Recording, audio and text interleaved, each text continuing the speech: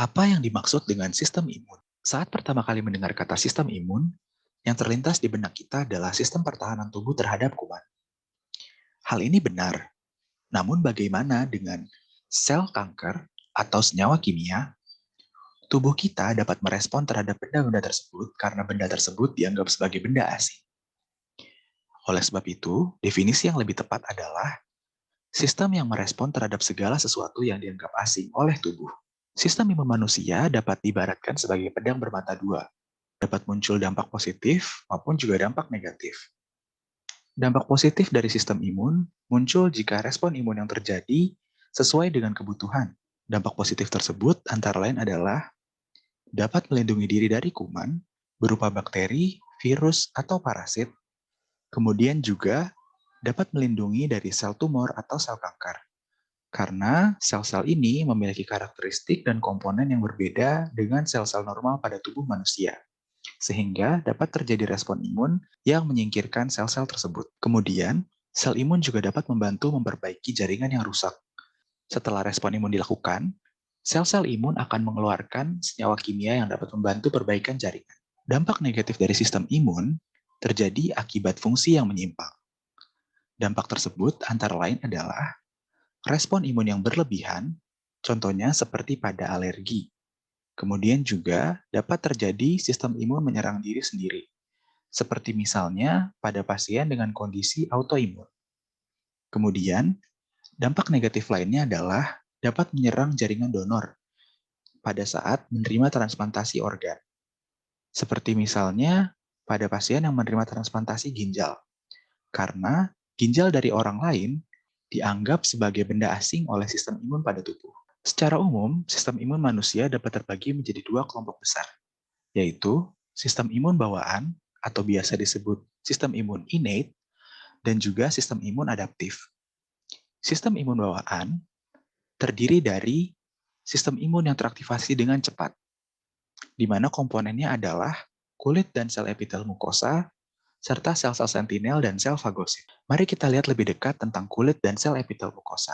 Sel-sel ini dapat melindungi tubuh kita melalui susunannya yang rapat, kemudian juga produksi protein anti kuman. Namun demikian, kulit dan sel epitel mukosa merupakan lini pertama, sehingga dapat tertembus jika terjadi hal tertentu, seperti misalnya luka akibat pisau dapat merusak susunan sel yang tadinya rapat. Kemudian, bakteri dapat memproduksi protein sebagai mekanisme pertahanannya terhadap protein anti kuman. Oleh sebab itu, bakteri juga dapat mengelabui sistem pertahanan kita yang berupa produksi protein. Jika mekanisme pertama tersebut gagal, maka harus dilakukan respon kedua oleh sistem imun berupa sel-sel sentinel dan sel fagosit. Sel-sel sentinel merupakan sel yang juga dikenal sebagai sel penjaga, yaitu sel yang selalu berjaga-jaga apabila masuk agen penginfeksi atau benda asing. Kemudian, benda asing tersebut akan diambil informasinya untuk diberitahukan kepada sel-sel imun lainnya. Oleh sebab itu, sel sentinel juga disebut sebagai antigen presenting cells atau APC. APC sendiri antara lain terdiri dari sel dendritik, sel makrofag, dan sel mast. Kemudian sel fagosit merupakan sel yang melaksanakan proteksi imun dengan menggunakan fagositosis. Fagositosis secara sederhana merupakan mekanisme sel untuk memakan benda asing yang ada pada tubuh sehingga dapat dihilangkan dari jaringan. Sel-sel yang termasuk dalam kelompok fagosit antara lain adalah sel neutrofil dan sel monosit. Kedua sel ini merupakan bagian dari sel darah putih dalam peredaran darah. Sel monosit dapat mengalami migrasi ke jaringan sehingga berubah menjadi makrofag. Oleh sebab itu, sel makrofag juga merupakan sel fagosit sekaligus sel sentinel.